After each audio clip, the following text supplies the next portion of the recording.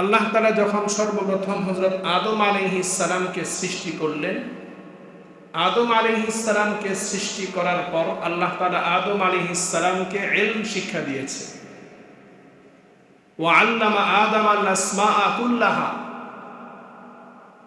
আল্লাহ তাআলা আদম আলাইহিস সালামকে যে ইলম শিক্ষা দিয়েছেন, যে জ্ঞান শিক্ষা দিয়েছেন, সেই ইলম শিক্ষা দেওয়ার কারণে আদম আলাইহিস সালাম সকল ফেরেশতা, সকল মাখলুকাতের চাইতে সবচাইতে বেশি দামি হয়ে গিয়েছে।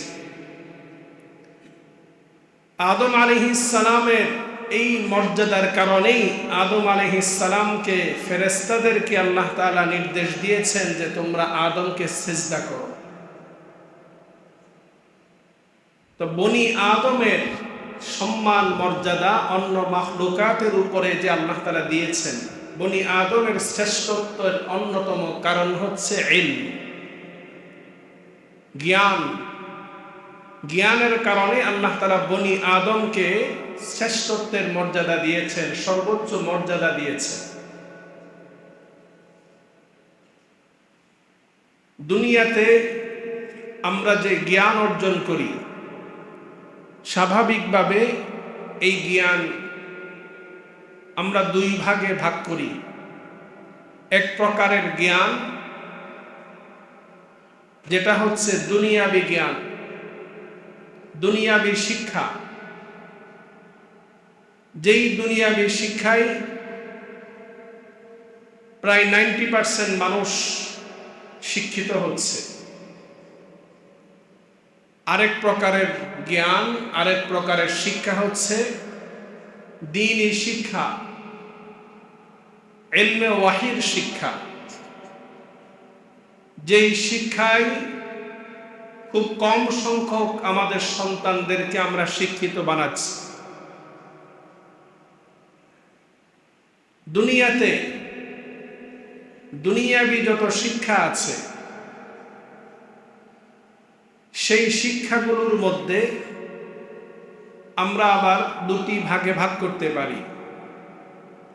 এক ভাগ হচ্ছে দুনিয়াবি যেই শিক্ষাগুলো শরীয়তের মধ্যে জায়েজ করা হয়েছে, শরীয়ত এই শিক্ষা অর্জন করার ব্যাপারে অনুমতি প্রদান করেছে।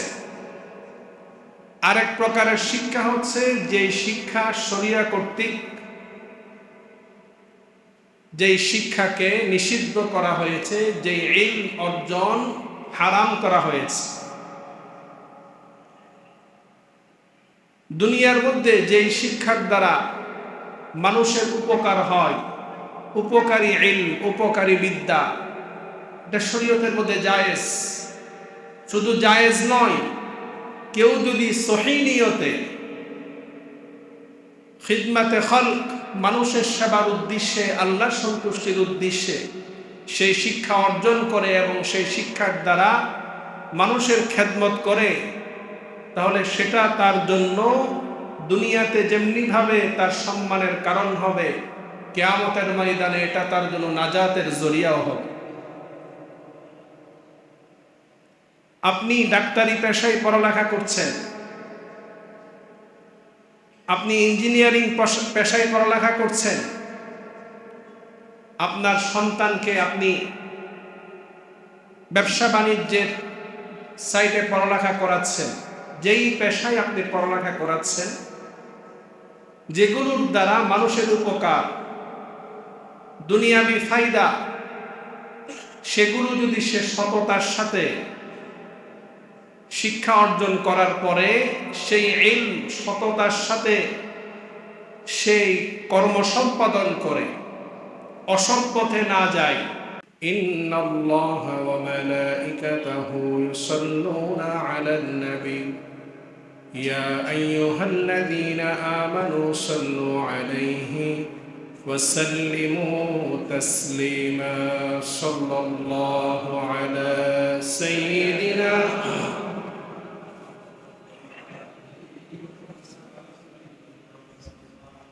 সাল্লাল্লাহু আলা সাইয়্যিদিনা মুহাম্মাদ وآله وأصحابه وسلم. بلغ العلا كماله كشف الدجى بجماله حسنت جميع خصاله صلوا عليه. لا إله إلا الله لا إله لا إله إلا الله لا إله إلا الله لا إله إلا الله لا إله إلا الله لا إله لا إله إلا الله محمد رسول الله صلى الله عليه وسلم. سبحانك لا علم لنا إلا ما علمتنا إنك أنت العليم الحكيم. ربي زدني علما رب اشرح لي صدري ويسر لي أمري واحلل عقدة من لساني يفقه قولي. اللهم صل على محمد وأنزله المقعد المقرب عندك يوم القيامة. اللهم صل على محمد وعلى آل محمد كما صليت على إبراهيم وعلى آل إبراهيم إنك حميد مجيد. اللهم بارك على محمد وعلى آل محمد كما باركت على إبراهيم وعلى آل إبراهيم إنك حميد مجيد. আলহামদুলিল্লাহ সুম্মা আলহামদুলিল্লাহ। উপস্থিত মুআজ্জাজ মুকাররম ওয়াজিবুল ইহতিরাম, সম্মানিত উলামায়ে কিরাম, আমার পরম শ্রদ্ধাভাজন পিতৃতুল্য সম্মানিত মুরব্বিয়ান আযম, সমবয়সী দিন প্রিয় ইসলাম প্রিয় যুবক তরুণ ভাইরা, স্নেহের মাসুম বাচ্চারা, পর্দার আড়াল থেকে শ্রবণরতা দিনদার পর্দানিসীন সম্মানিতা মা ও বোনেরা, দূর দূরান্ত থেকে আগত মুহিব্বিন মুতাআল্লিকিন, সর্বস্তরের মুসল্লিরা কিরাম, আল্লাহ তাআলার দরবারে আমরা সর্বপ্রথম শুকরিয়া আদায় করি যে আল্লাহ সুবহানাহু ওয়া তাআলা সপ্তাহের শ্রেষ্ঠতম দিন সাইয়্যিদুল আইয়ামে, পৃথিবীর শ্রেষ্ঠতম স্থান সাইয়্যিদুল মাকান আল্লাহ তাআলার ঘরে, আল্লাহ তাআলার মহান হুকুম ফরজ বিধান জুমার সালাত আদায়ের উদ্দেশ্যে এই মুহূর্ত পর্যন্ত আমাদেরকে সুস্থ হায়াত, ঈমানি হায়াত দান করে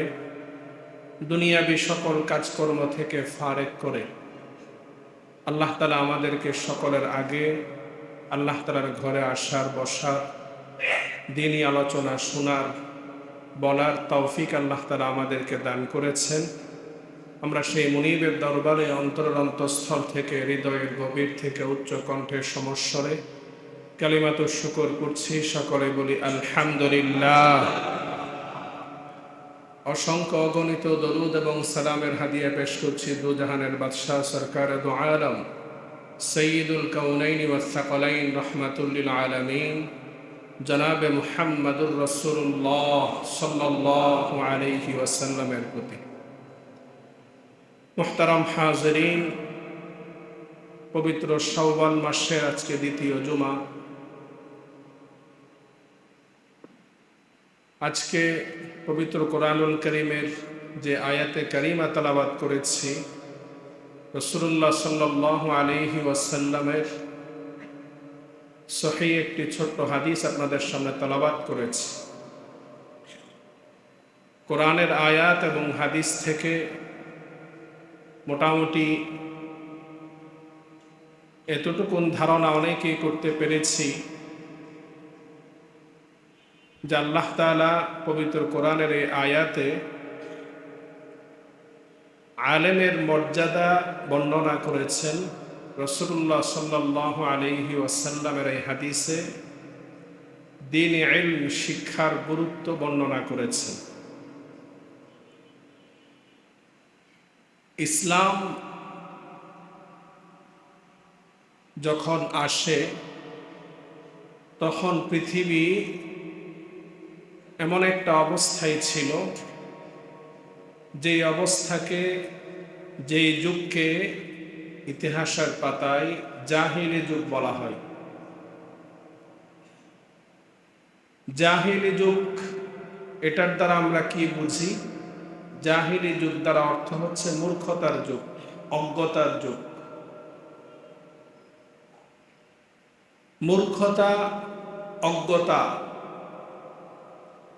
জাহিলি এই শব্দটা জাহলুন শব্দ থেকে এসেছে। জাহলুন শব্দের অর্থ হচ্ছে অজ্ঞতা, মূর্খতা। এই অজ্ঞতার যুগে আল্লাহ সুবহানাহু ওয়া তাআলা ইসলামকে পাঠিয়েছেন। অজ্ঞতার বিপরীতে আল্লাহ তাআলা ইসলাম পাঠিয়েছেন। অজ্ঞতার বিপরীত হচ্ছে ইলম, মূর্খতার বিপরীত হচ্ছে জ্ঞান। আল্লাহ তাআলা এই মূর্খতা দূরীভূত করার জন্য, অজ্ঞতা দূর করার জন্য আল্লাহ তাআলা যে ইসলাম পাঠিয়েছেন, ইসলাম দ্বারা এটাই বোঝানো হয়েছে, ইসলাম মানেই হচ্ছে জ্ঞান। একজন ব্যক্তি সে ইসলাম গ্রহণ করেছে, তার ভিতরে যদি জ্ঞান না থাকে, ইসলাম সম্পর্কে তার যদি জানা না থাকে, নলেজ না থাকে, তাহলে সে প্রকৃত অর্থে সে মুসলমান হতে পারেনি। ইসলাম আসার দ্বারা মানুষ জ্ঞানী হয়েছে, ইসলাম আসার দ্বারা মূর্খতা দূরীভূত হয়েছে। ইসলাম যে জ্ঞান নিয়ে এসেছে, যে ইলম নিয়ে এসেছে, সে ইলম হচ্ছে আসমানি ইলম, ইলমে ওয়াহি। আল্লাহ তাআলা পবিত্র কোরআনুল কারীমের মাধ্যমে সেই অজ্ঞতা, মূর্খতা আল্লাহ তাআলা দূরীভূত করেছে। কোরআনের জ্ঞান, হাদিসের জ্ঞান, কোরআন সুন্নাহের ইলমের দ্বারা জাহিলি যুগে যারা অজ্ঞ ছিল, মূর্খ ছিল, সেই যুগের মানুষগুলো কোরআন হাদিসের জ্ঞান অর্জনের মাধ্যমে, কোরআন হাদিসের ইলম অর্জনের মাধ্যমে সেই মানুষগুলোই স্বর্ণযুগের মানুষে পরিণত হয়েছে।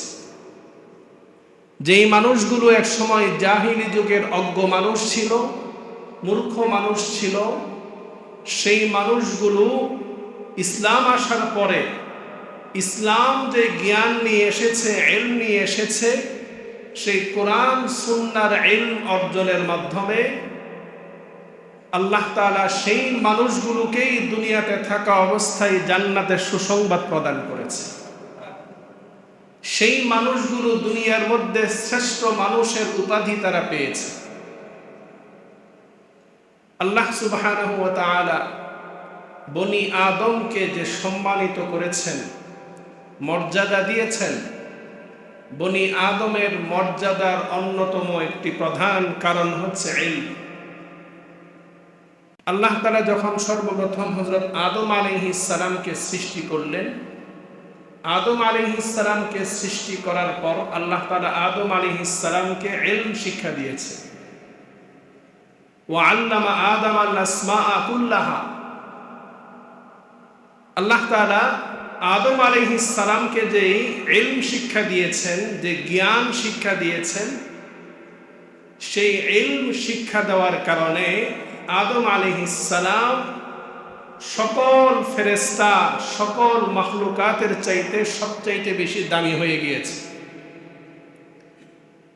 আদম আলাইহিস সালামের এই মর্যাদার কারণেই আদম আলাইহিস সালামকে ফেরেশতাদেরকে আল্লাহ তাআলা নির্দেশ দিয়েছেন যে তোমরা আদমকে সিজদা করো। তো বনি আদমের সম্মান মর্যাদা অন্য মাখলুকাতের উপরে যে আল্লাহ তাআলা দিয়েছেন, বনি আদমের শ্রেষ্ঠত্বের অন্যতম কারণ হচ্ছে ইলম, জ্ঞান। জ্ঞানের কারণে আল্লাহ তাআলা বনি আদমকে শ্রেষ্ঠত্বের মর্যাদা দিয়েছেন, সর্বোচ্চ মর্যাদা দিয়েছেন। দুনিয়াতে আমরা যে জ্ঞান অর্জন করি, স্বাভাবিকভাবে এই জ্ঞান আমরা দুই ভাগে ভাগ করি। এক প্রকারের জ্ঞান যেটা হচ্ছে দুনিয়াবি জ্ঞান, দুনিয়াবি শিক্ষা। যেই দুনিয়াবি শিক্ষায় প্রায় 90% মানুষ শিক্ষিত হচ্ছে। আরেক প্রকারের জ্ঞান, আরেক প্রকারের শিক্ষা হচ্ছে দ্বীনি শিক্ষা, ইলমে ওয়াহির শিক্ষা। যেই শিক্ষায় খুব কম সংখ্যক আমাদের সন্তানদেরকে আমরা শিক্ষিত বানাচ্ছি। দুনিয়াতে দুনিয়াবি যত শিক্ষা আছে, সেই শিক্ষাগুলোর মধ্যে আমরা আবার দুটি ভাগে ভাগ করতে পারি।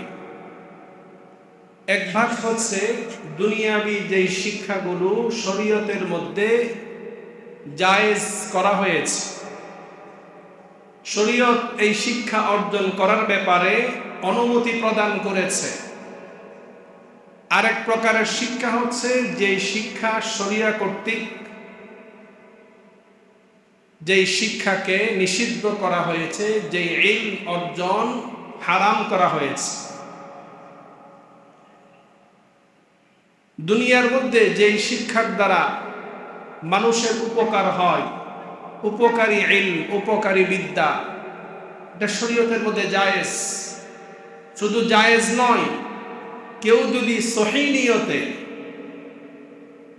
খিদমাতে খালক, মানুষের সেবার উদ্দেশ্যে, আল্লাহর সন্তুষ্টির উদ্দেশ্যে সেই শিক্ষা অর্জন করে এবং সেই শিক্ষার দ্বারা মানুষের খেদমত করে, তাহলে সেটা তার জন্য দুনিয়াতে যেমনিভাবে তার সম্মানের কারণ হবে, কিয়ামতের ময়দানে এটা তার জন্য নাজাতের জরিয়াও হবে। আপনি ডাক্তারি পেশায় পড়ালেখা করছেন, আপনি ইঞ্জিনিয়ারিং পেশায় পড়ালেখা করছেন, আপনার সন্তানকে আপনি ব্যবসা বাণিজ্যের সাইটে পড়ালেখা করাচ্ছেন, যেই পেশায় আপনি পড়ালেখা করাচ্ছেন, যেগুলোর দ্বারা মানুষের উপকার, দুনিয়াবি ফায়দা, সেগুলো যদি সে সততার সাথে শিক্ষা অর্জন করার পরে সেই ইলম সততার সাথে সেই কর্ম সম্পাদন করে, অসৎ পথে না যায়, তাহলে সেই শিক্ষা শরীয়ত কর্তৃক তার জন্য জায়েজ। সেই শিক্ষার দ্বারা অর্জিত সম্পদ তার জন্য হালাল। ওই শিক্ষা অর্জন করার পরে সে যদি সেই শিক্ষার মাধ্যমে সে যদি কোনো অন্যায় কাজ করে, দুর্নীতি করে, জুলুম করে, মানুষের উপর অন্যায় করে, হারামের সাথে লিপ্ত হয়ে যায়, তখন ওই শিক্ষার মাধ্যমে তার উপার্জিত সেই সম্পদ হারাম হয়ে যাবে। আবার কিছু শিক্ষা আছে যে শিক্ষা শরীয়ত কর্তৃক হারাম করা হয়েছে, নিষেধ করা হয়েছে। সেই শিক্ষাগুলোর মধ্যে যেমন কেউ যদি জাদুবিদ্যা শিখে, জাদুবিদ্যা শিক্ষা করা শরীয়ত কর্তৃক হারাম। কেউ যদি নাচ গান শিখে, শরীয়ত কর্তৃক যেই সকল গান বাদ্যযন্ত্র সহ যেগুলোকে হারাম করা হয়েছে, এই শিক্ষা অর্জন করাও হারাম। কেউ যদি মদ বানানো শিখে, মদ কিভাবে তৈরি করে, মদের বিজনেস কিভাবে করে, সেটা যদি শিক্ষা অর্জন করে, সেটা তার জন্য হারাম। তো যেই সকল শিক্ষা অর্জন হারাম, তার মধ্যে একটি শিক্ষা হচ্ছে গান বাজনা, নাচ গানের শিক্ষা। এই নাচ গানের শিক্ষা অর্জন করা শরীয়ত কর্তৃক হারাম করা হয়েছে। আবার আল্লাহ সুবহানাহু ওয়া তাআলা ইলম অর্জন করাকে আমাদের জন্য আবশ্যক করেছেন, ফরজ করেছেন। জ্ঞান অর্জন করাকে আল্লাহ তাআলা ফরজ করেছেন, আবশ্যক করেছেন। এটা কোন জ্ঞান? সেটা হচ্ছে আসমানি ইলম, দ্বীনি ইলম, ইলম ওয়াহী, কোরআন হাদিসের জ্ঞান। কোরআন হাদিসের জ্ঞান অর্জন করা আল্লাহ তাআলা আমাদের উপর ফরজ করেছেন। কোরআন হাদিসের সকল জ্ঞান অর্জন করা কি আমাদের উপর ফরজ? না। এই ইলমে দ্বীন সেটা আবার দুই ভাগে বিভক্ত। একটা হচ্ছে ফরজে কিফায়া, ইলমে দ্বীন অর্জন করা, আর একটা হচ্ছে ফরজে আইন। একজন মুসলমান, সে মুসলমান হিসাবে জন্ম থেকে নিয়ে মৃত্যু পর্যন্ত তার ব্যক্তি জীবন, পারিবারিক জীবন, সামাজিক জীবন, রাষ্ট্রীয় জীবন, মুসলমান হিসাবে ইসলামের মধ্য দিয়ে সে কিভাবে কাটাবে, ততটুকুন পরিমাণ প্রয়োজনীয় জ্ঞান অর্জন করা প্রত্যেক মুসলমান নরনারীর উপর ফরজ। এটাকে বলা হয় ফরজে আইন। আর শরীয়তের সকল বিষয়ের উপর কোরআন সুন্নাহের দলিল আদিল্লা সহ, ব্যাখ্যা বিশ্লেষণ সহ সব বিষয়ের উপর পাণ্ডিত্য অর্জন করা, এটা সকলের উপর ফরজ নয়, এটা ফরজে কিফায়া। সমাজের কিছু সংখ্যক মানুষ ওই পরিমাণ ওই সকল বিষয়ের জ্ঞান অর্জন করার দ্বারা সকলের পক্ষ থেকে ফরজে কিফায়া আদায় হয়ে যাবে। তাহলে আমার কথা যদি আপনারা বুঝে থাকেন, তাহলে বলেন, এক প্রকারের ইলম যেটা আমাদের প্রত্যেকের উপর অর্জন করা আল্লাহ তাআলা ফরজ করেছেন, আবশ্যক করেছেন, সেই বিষয়ে রাসূলুল্লাহ সাল্লাল্লাহু আলাইহি ওয়াসাল্লামের সহিহ হাদিস, আল্লাহ রাসূল বলেন, এই হাদিসটা আমরা সকলেই জানি, তলাবুল ইলমি ফারিদাতুন আলা কুল্লি মুসলিম। প্রত্যেক মুসলমানের উপর দ্বীনি ইলম শিক্ষা করা ফরজ। একজন মুসলমান সর্বপ্রথম সে মুসলমান হিসাবে তার যে ইসলামের 5টি রুকন তার আদায় করতে হবে। যে 5টি স্তম্ভ রয়েছে, সেই 5টি স্তম্ভের মধ্যে প্রথমে হচ্ছে ঈমান। ঈমান সম্পর্কে জ্ঞান অর্জন করা তার উপর ফরজ। আল্লাহকে চিনা, ঈমান কাকে বলে, ঈমানের রুকন কি, ঈমান এবং আকীদা, সর্বপ্রথম ঈমান আকীদার উপর তার জ্ঞান অর্জন করা ফরজ। আজকে আমাদের সমাজে অধিকাংশ মানুষ ঈমান আকীদা সম্পর্কে জ্ঞান না থাকার কারণে মানুষ শিরকে লিপ্ত হচ্ছে, মানুষ কুসংস্কারে লিপ্ত হচ্ছে, মানুষ ভ্রান্ত বিশ্বাসে লিপ্ত হচ্ছে, মানুষ কুফরে নিমজ্জিত হচ্ছে। ঈমানের 6টি রুকন রয়েছে। ঈমানে মুজমালের মধ্যে এসেছে আমানতু বিল্লাহি ওয়া মালাইকাতিহি ওয়া কুতুবিহি ওয়া রুসুলিহি ওয়াল ইয়াউমিল আখির ওয়াল কদরি খাইরিহি ওয়া শাররিহি মিনাল্লাহি তাআলা ওয়াল বা'থি বা'দাল মাউত। আমরা অনেকেই জানি আল্লাহ তাআলার প্রতি ঈমান, ফেরেশতাগণের প্রতি ঈমান, আসমানি কিতাবের প্রতি ঈমান, নবী রাসূলগণের প্রতি ঈমান, তাকদীরের প্রতি ঈমান, পরকালের প্রতি ঈমান। এই 6 বিষয়ে ঈমান আনা, 6 বিষয়ের ঈমান সম্পর্কে জানা আমাদের প্রত্যেকের উপর ফরজ। ঈমানের পর ইবাদত আসতেছে, ঈমানের পর হচ্ছে নামাজ। একজন মানুষ তিনি ইবাদত করার আগে সেই ইবাদতের জ্ঞান অর্জন করা তার উপর ফরজ। আমল পরে, ইলম আগে।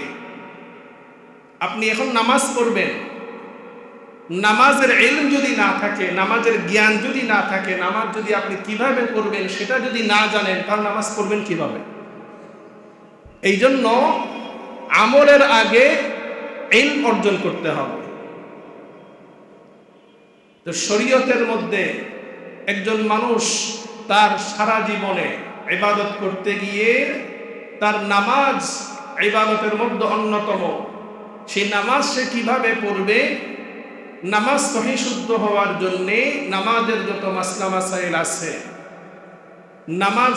নামাজের মধ্যে যে কোরআনুল কারীমের তেলাওয়াত, বিশুদ্ধ কোরআন তেলাওয়াত করা, এইটা শিক্ষা অর্জন করা প্রত্যেকের উপর ফরজ। তারপর আসতেছে আপনার রমজানের রোজা, যাকাত, হজ। আমরা অনেকে আছি, হজের মৌসুম চলে আসছে, হজের মাস চলতেছে, হজের নিয়ত করেছি হজে যাব। আপনি হজে যাবেন, হজে যাওয়ার আগে আপনি হজ কিভাবে করবেন, হজের বিধান সম্পর্কে ইলম অর্জন করা আপনার উপর ফরজ। হজ যেমনিভাবে আপনার উপর ফরজ, ঠিক তেমনিভাবে হজের মধ্যে কয়টি ফরজ আছে, হজের মধ্যে কয়টি ওয়াজিব আছে, এই বিষয়গুলো আপনার জানা ফরজ। হজ সম্পর্কে জ্ঞান অর্জন করা ফরজ। আমরা অনেকেই আছি বিয়ে শাদী করেছি, সন্তানকে বিয়ে শাদী করাচ্ছি, মেয়েকে বিয়ে দিচ্ছি, ছেলেকে বিয়ে করাচ্ছি, কিন্তু বিয়ে শাদী করছে, কিন্তু এই বিয়ে শাদী সংক্রান্ত স্বামী স্ত্রীর যেই মাসলা মাসাইল গুলো আছে, অনেক মানুষ আছে আমরা সমাজের মধ্যে, অনেক স্বামী স্ত্রী তাদের মাসলা মাসাইল গুলো কিছুই জানেন না। আজকে সমাজের মধ্যে জ্ঞান না থাকার কারণে, ইলম না থাকার কারণে, অজ্ঞতার কারণে অনেক পরিবার তারা তালাকের কারণে বিচ্ছিন্ন হয়ে যাচ্ছে। অনেক পরিবার আছে যাদের তালাকের কারণে বিচ্ছিন্ন হয়ে গেছে, তারপরও তারা সম্পর্ক ধরে রেখেছে, হারাম সম্পর্ক। তো মুহতারাম হাজরিন, যেই জ্ঞান অর্জন করা আমাদের প্রত্যেকের উপর ফরজ। অভিভাবক হিসাবে আমাদের সন্তানদেরকে ওই দ্বীনি শিক্ষা অর্জন করানো আমাদের দায়িত্ব। ওই জ্ঞান অর্জনের ব্যাপারে আমাদের কতটুকু গুরুত্ব রয়েছে। আজকে আমাদের সমাজের মধ্যে জ্ঞান না থাকার কারণে মানুষ হারামের সাথে লিপ্ত হয়ে যাচ্ছে। আজকে আমরা অনেকেই জানি যে বিবাহ নিয়ে আমাদের দেশে, আমাদের সুশীল সমাজে একটি কথা প্রচলন হয়ে গিয়েছে। সেটা হচ্ছে, মেয়ে হলে 18 বছরের আগে বিয়ে দেওয়া যাবে না, 18 বছরের আগে বিয়ে দিলে সেটা বাল্য বিবাহ হয়ে যাবে। ছেলে হলে 21 বছরের আগে বিয়ে করানো যাবে না, এটা যদি করাই তাহলে বাল্য বিবাহ হয়ে যাবে। ইসলামের মধ্যে, শরীয়তের মধ্যে 18 বছর নির্ধারণ করে, 21 বছর নির্ধারণ করে বিয়ে করার কোনো বিধান ইসলাম দেয়নি।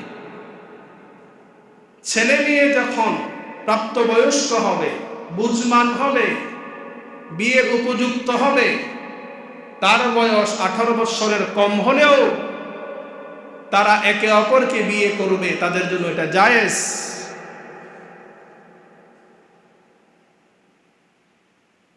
কিন্তু বর্তমান সমাজে এটাকে বাল্য বিবাহ হিসাবে প্রচার করা হচ্ছে এবং এটার বিরুদ্ধে আইন প্রয়োগ করা হচ্ছে। শরীয়তের মধ্যে যেই বিয়েকে হালাল করা হয়েছে, বিয়ের মাধ্যমে স্বামী স্ত্রী তারা একত্রিত হবে, যেটাকে ইসলাম হালাল করেছে, সেই হালালটাকে আমরা হারাম বানিয়ে ফেলছি আমাদের জ্ঞান না থাকার কারণে। যারা এই আইন বানাচ্ছে যারা এই আইন করছে, আইন যারা লিখছে, তারা সবাই কিন্তু ম্যাক্সিমাম মুসলমান। এই মুসলমানের সন্তানরা, তাদের মধ্যে দ্বীনি ইলম না থাকার কারণে, দ্বীনের জ্ঞান না থাকার কারণে, সে মন্ত্রী হতে পারে, সে সচিব হতে পারে, সে বড় ডক্টরেট ডিগ্রি অর্জন করতে পারে, কিন্তু তার মধ্যে দ্বীনি ইলম নাই। দ্বীনি ইলম না থাকার কারণে, ইসলাম না জানার কারণে আজকে সেই আইন করেছে এবং সেই আইন আমাদের উপর প্রয়োগ করছে। ইসলাম যেটাকে হালাল করেছে, একটি বিষয় আমাদেরকে খেয়াল করতে হবে। মুসলমান হিসাবে, ঈমানদার হিসাবে আমাদেরকে এই বিশ্বাস রাখতে হবে, আল্লাহ এবং আল্লাহ রসুল যেই বিষয় আমাদের জন্য হালাল করেছেন, সেই বিষয় কিয়ামত পর্যন্ত হালাল। সেই হালাল বিষয়কে দুনিয়ার কোনো ব্যক্তি, দুনিয়ার কোনো প্রতিষ্ঠান হালালকে হারাম করার কোনো ক্ষমতা নাই। হালালকে হারাম বলার কোনো বৈধতা তাদেরকে দেওয়া হয়নি। ইসলাম শরীয়ত একজন ছেলে, একজন মেয়ে প্রাপ্তবয়স্ক হওয়ার পরে তারা যদি বিয়ে করতে চায়, ইসলাম সেটাকে হালাল করেছে। তো সুতরাং দুনিয়ার কোনো আইন যদি সেটাকে হারাম বলে, মুসলমান হিসাবে, মুমিন হিসাবে আমরা সেই আইন মানতে বাধ্য নই। কিন্তু আমাদের রাষ্ট্রের মধ্যে দেখবেন 18 বৎসরের আগে, 21 বৎসরের আগে কোনো ছেলে, কোনো মেয়ে যদি অবৈধ মেলামেশা করে, জেনা করে, সেই বিষয়ে কোনো কঠোর পদক্ষেপ গ্রহণ করা হয় না। অথচ ইসলামের মধ্যে জেনাকে হারাম করা হয়েছে। ইসলামের মধ্যে জেনা কি হালাল না হারাম? ইসলামের মধ্যে জেনা পূর্বেও হারাম ছিল, বর্তমানেও হারাম, কিয়ামত পর্যন্ত হারাম। নারী পুরুষের অবাধ মেলামেশা ইসলামের মধ্যে হারাম। এই হারাম কিয়ামত পর্যন্ত হারাম থাকবে। দুনিয়ার কোনো আইন, দুনিয়ার কোনো আদালত এই হারামকে হালাল বলার কোনো এখতিয়ার নেই। যে একটা মেয়ে কেন সে 15 বছর বয়সে বিয়ে করলো, অথচ কিছুদিন আগেই একটি বিষয় ভাইরাল হয়েছে, 25-26 বছরের এক মেয়ে, সে কোনো একটি স্থানে অবৈধভাবে একজন ছেলের সাথে অবৈধ জেনার সাথে লিপ্ত ছিল। ওই অবস্থায় একটি নিয়ে সেটা ভিডিও করেছে। এই যে জেনার সাথে লিপ্ত, হারামের সাথে লিপ্ত ছেলে মেয়ে ধরা পড়ল, এই নিয়ে আমাদের বুদ্ধিজীবীদের কারো মাথা ব্যথা নেই। হালাল ভাবে সে বিয়ে করেছে, শরিয়া কর্তৃক সে বিয়ে করেছে, স্বামী স্ত্রী একত্রিত হয়েছে, সেটা নিয়ে আমাদের দেশের বুদ্ধিজীবীদের মাথা খারাপ। কিন্তু অবৈধভাবে 25-26 বছরের নারী সে বাথরুমে, টয়লেটে গিয়ে হারামের সাথে, জেনার সাথে লিপ্ত হচ্ছে, সেটা নিয়ে কোনো আইন নাই, সেটা নিয়ে কোনো লেখালেখি নেই। এগুলোর মূল কারণ হচ্ছে মূর্খতা, জ্ঞানের অভাব, দ্বীনি ইলমের অভাব। আজকে আমাদের মধ্যে দ্বীনি জ্ঞান না থাকার কারণে, ইলমে ওয়াহির জ্ঞান না থাকার কারণে আজকে আমরা হালালকে হারাম মনে করছি, হারামকে হালাল মনে করছি। এই বিষয়ে আমাদেরকে সচেতন থাকতে হবে। আমাদের সমাজে আমাদের অনেক অভিভাবকরা আছি, আমাদের সন্তানদের যখন বিয়ের উপযুক্ত বয়স হয় তাদেরকে আমরা বিয়ে করাই না। তাদের কেরিয়ার গঠনের পিছনে আমরা তাদের সময়গুলো নষ্ট করে ফেলি। এমন একটা সময় আসে যে মেয়ের বয়স 27, 28, 30 পার হয়ে যায়, কেরিয়ার বিল্ড আপ করে, ভালো জব করে, কিন্তু ওই সময় সে ভালো একটা ছেলে পায় না। এমন অনেক মেয়ে আছে আমাদের সমাজের মধ্যে যার কেরিয়ার হয়েছে, অর্থ হয়েছে, চাকরি হয়েছে, ভালো স্বামী নেই। আছে না নাই? অনেক অভিভাবকরা আমাদের কাছে আসে যে আমার মেয়ের জন্য উপযুক্ত একটা ছেলে দেখবেন, আমার মেয়ে তো ডাক্তার, আমার মেয়ে তো ইঞ্জিনিয়ার, আমার মেয়ে তো অফিসার, তার জন্য একজন ফার্স্ট ক্লাস অফিসার ছেলে দেখবেন। 30 পার হয়ে গিয়েছে বয়স। তো এই জন্য মুহতারাম হাজরিন, রাসূলুল্লাহ সাল্লাল্লাহু আলাইহি ওয়াসাল্লাম বলেছেন, ছেলে মেয়ের যখন উপযুক্ত বয়স হবে তোমরা বিয়ে শাদীর ক্ষেত্রে দেরি করবে না। মানুষ যখন মারা যাবে তার দাফন কাফনের মধ্যে তোমরা দেরি করবে না। নামাজের জন্য যখন ওয়াক্ত হয়ে যাবে নামাজ পড়ার ক্ষেত্রে দেরি করবে না। 3 কাজে রাসূল দেরি করতে নিষেধ করেছে, কিন্তু আমরা এর উল্টোটা করছি। নামাজের সময় হলে অবহেলা করি, ছেলে মেয়ে উপযুক্ত হলে তাদেরকে বিয়ে শাদী করাচ্ছি না, এবং মানুষ মারা যাওয়ার পরে আমরা অনেকে আছি 1 দিন 2 দিন পরে দাফন করছি। তো যেই কথা বলছিলাম যে দ্বীনি ইলম শিক্ষা করা প্রত্যেক মুসলমানের উপর ফরজ। এই ফরজ ইলম আমরা যারা আমাদের সন্তানদেরকে জেনারেল লাইনে পড়াচ্ছি তাদের জন্যও ফরজ, যারা মাদ্রাসা লাইনে পড়াচ্ছি তাদের জন্যও ফরজ, আমাদের নিজের জন্যও ফরজ, আমাদের পরিবারের জন্যও ফরজ, আমাদের মা বোনদের জন্যও ফরজ। সুতরাং এই দ্বীনি ইলম, এই বাধ্যতামূলক ফরজে আইন শিক্ষা যেটা শরীয়ত আমাদের জন্য বাধ্য করেছে, সেই ফরজে আইন পরিমাণ কোরআন হাদিসের জ্ঞান, কোরআন হাদিসের শিক্ষা, সেটা আমাদের মাদ্রাসায় যেমনিভাবে আবশ্যক, ঠিক তেমনিভাবে আমাদের স্কুল কলেজ ভার্সিটিতেও আবশ্যক করতে হবে। প্রত্যেক স্কুল, প্রত্যেক কলেজে, প্রাইমারি থেকে শুরু করে উপরস্থ পর্যন্ত প্রত্যেক শিক্ষায় ধর্মীয় শিক্ষক নিয়োগ দিতে হবে। আমরা 90% মুসলমান দাবি করি। এই দেশের সংখ্যা গরিষ্ঠ রাষ্ট্র পরিচালনায় যারা আছেন, সংসদ সদস্য আছেন, তারা সংখ্যাগরিষ্ঠ সবাই মুসলমান। এই দেশের প্রধানমন্ত্রী মুসলমান, এই দেশের স্পিকার মুসলমান, এই দেশের রাষ্ট্রপতি মুসলমান, এই দেশের প্রধান বিচারপতি মুসলমান। এই মুসলিম রাষ্ট্রে মুসলমানদের জন্য শরীয়ত কর্তৃক যেই আসমানি ইলম, দ্বীনি ইলম শিক্ষা ফরজ করা হয়েছে, সেই ফরজ পরিমাণ জ্ঞান আমাদের প্রত্যেক শিক্ষা প্রতিষ্ঠানে বাধ্যতামূলক করতে হবে। এটাই হচ্ছে আমাদের মুসলমানদের দাবি। কিন্তু বাস্তবতা বড়ই আফসোস, পূর্ববর্তী অন্তর্বর্তীকালীন সরকারের সময় যেই শিক্ষা অর্জন করা মুসলমানদের জন্য হারাম, সেই নাচ গান বাদ্যযন্ত্রের শিক্ষা, সেই শিক্ষার জন্য শিক্ষক নিয়োগের একটি সিদ্ধান্ত হয়েছিল। অন্তর্বর্তীকালীন সরকারের সময় এদেশের মুসলমান, এই দেশের উলামায়ে কেরাম সেই হারাম শিক্ষা বাধ্যতামূলক করার ব্যাপারে তারা যখন জোরালোভাবে প্রতিবাদ জানিয়েছে, তখন অন্তর্বর্তী সরকার সেই সিদ্ধান্ত থেকে তারা ফিরে এসেছে।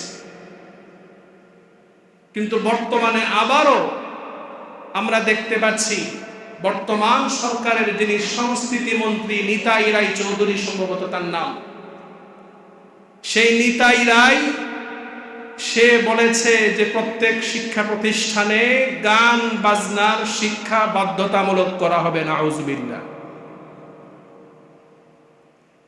আমরা বলতে চাই, আমরা কোন রাজনৈতিক দলের দালালি করব না, কোন রাজনৈতিক দলের পক্ষে বিপক্ষে কোনো কথা বলবো না, কিন্তু যখনই ইসলামের বিপক্ষে কোনো সিদ্ধান্ত যেই সরকার যেই নিবে, আমরা তাদের বিরুদ্ধে কথা বলবো।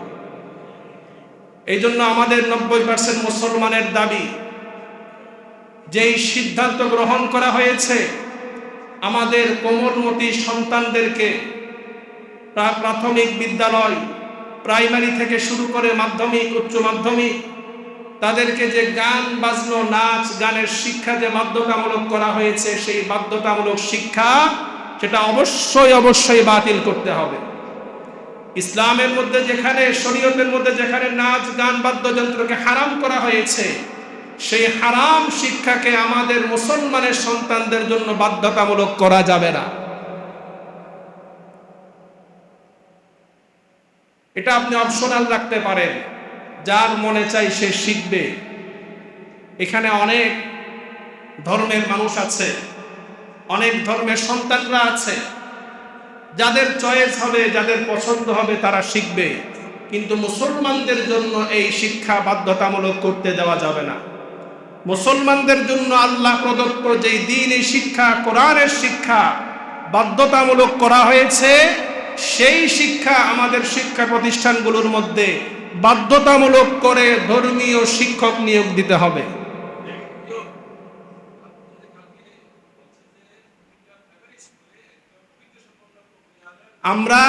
আমরা বর্তমান সরকারকে ধন্যবাদ জানাই, বর্তমান যেই শিক্ষামন্ত্রী আছে তিনি সংসদে বলেছেন যে প্রত্যেকটি প্রাইমারি স্কুলে ধর্মীয় শিক্ষক নিয়োগ দিবেন। সেটার জন্য আমরা সরকারকে ধন্যবাদ জানাই, সাধুবাদ জানাই। আমরা আশা করছি অতি সত্বর প্রত্যেকটা শিক্ষা প্রতিষ্ঠানে ধর্মীয় শিক্ষক নিয়োগের মাধ্যমে আমাদের সন্তানদেরকে ফরজে আইন, দ্বীনি ইলম, যেটা শিক্ষা ফরজ করা হয়েছে, সেই পরিমাণ শিক্ষা আমাদের সন্তানরা শিখতে পারবে। আল্লাহ তাআলা আমাদেরকে, আমাদের সন্তানদেরকে, আমাদের পরিবারের সকলকে শরিয়া যতটুকু পরিমাণ দ্বীনি ইলম শিক্ষা ফরজ করেছেন ততটুকু শিক্ষা অর্জন করার তৌফিক দান করুক। মুহতারাম হাজিরিন, আলোচনা যেই বিষয় নিয়ে করব সেই বিষয়ে শেষ করা সম্ভব হয়নি, সময় শেষ হয়ে গিয়েছে।